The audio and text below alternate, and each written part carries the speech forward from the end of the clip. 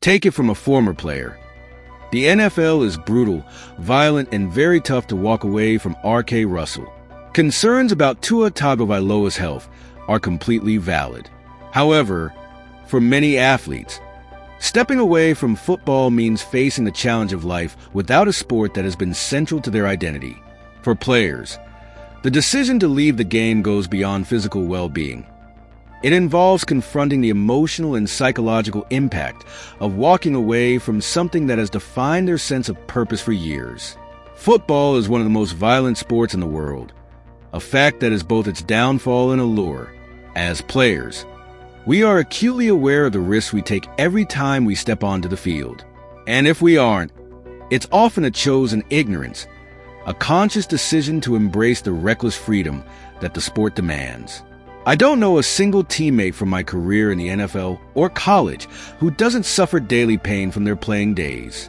Yet, that pain often brings back memories of treasured moments. The locker room camaraderie, the weight room grind, and the battles on the field. In the NFL, these injuries can feel like medals of honor, testaments to having survived a game that those who have not played it cannot truly fathom.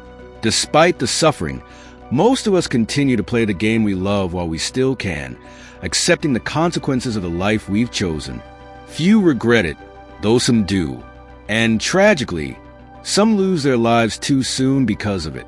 But what happens when the risk finally outweighs the reward? The recent discussion around the health of Miami Dolphins quarterback Tua Tagovailoa have reopened a familiar debate. When is it time for a player to walk away? After his third documented concussion in 2 years, many in the football world urge Tua to retire, to shut it down. People point out that he has already made $73 million, enough to set up the 26-year-old and his family for life.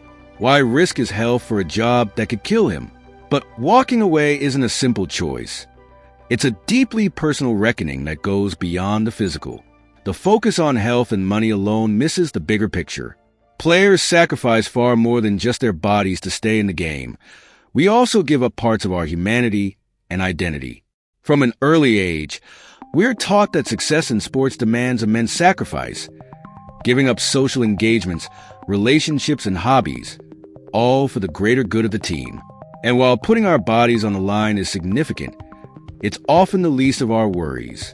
Over time, this lifestyle frays our mental health in ways we can't always comprehend. The blunt truth is that we players are constantly deteriorating inside, our minds affected in ways beyond our control. R.K. Russell, I know this struggle firsthand.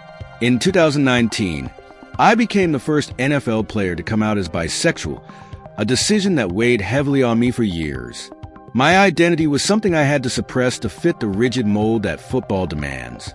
The strain wasn't just around my sexuality. Playing during the Colin Kaepernick era, I had to make a choice every game. Kneel in protest against social injustice or protect my fragile spot on the roster.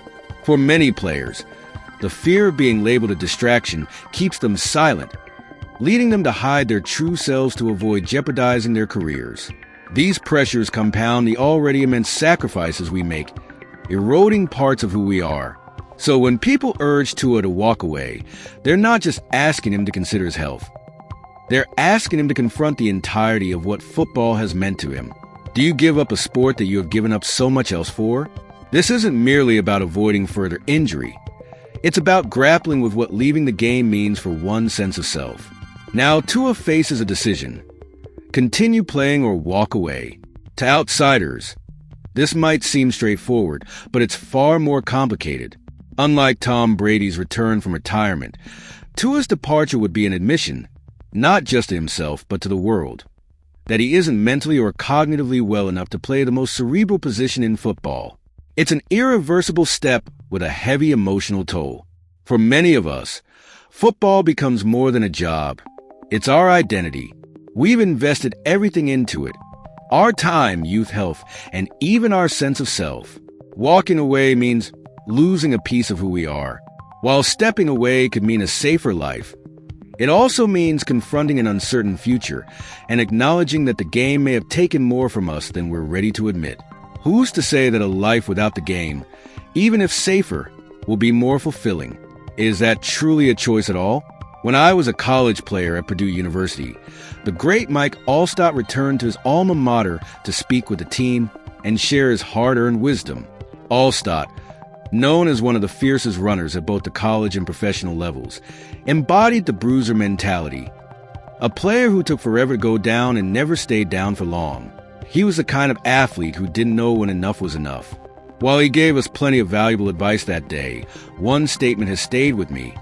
All athletes die twice. Once when your career is over, and once when your life is over.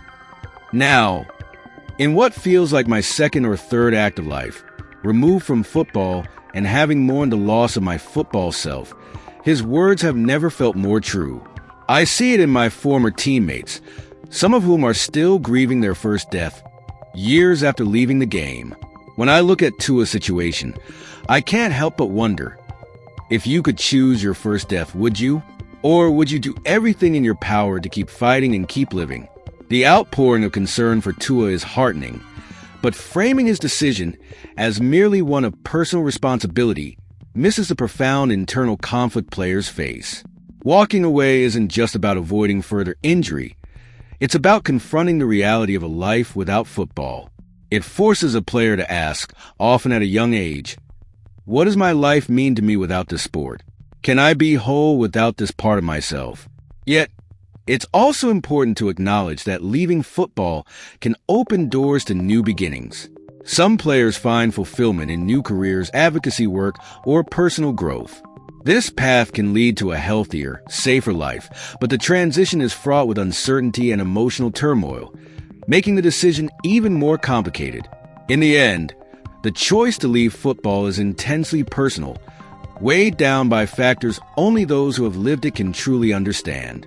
And even then, brain injuries occupy their own complex realm, which require difficult decisions. Tua's story reminds us that the sacrifices players make for this sport are not just measured in concussions or broken bones. They are measured in the fragments of ourselves that we give up to play the game we love. And sometimes, the hardest part is deciding when enough is enough. Okay, guys, thanks to R.K. Russell, is a former NFL player for the Dallas Cowboys and Tampa Bay Buccaneers, to sharing his NFL experience. What your thoughts about Tua Tagovailoa has suffered 3 documented concussions? Tell me in comment box. Thanks for watching, like and subscribe for daily updates.